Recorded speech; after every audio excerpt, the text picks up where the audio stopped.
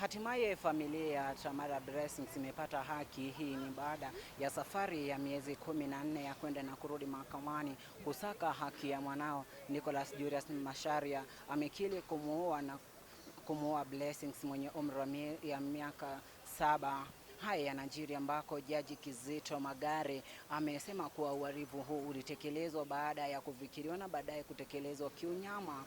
Kwenye uamuzi wake, Jaji Magare ulipokelewa na familia pamoja na wanaharakati kama afueni kuu.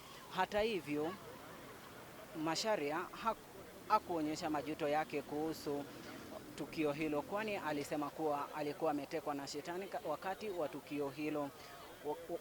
Hayo yakiendelea ambako Macharia ana muda wa takriban siku 14 ili kukata rufaa ya uamuzi huu. Nikiripotia runinga ya Irans kutoka Mahakama Kuu ya Nyeri, jina langu ni Patrick Murioki.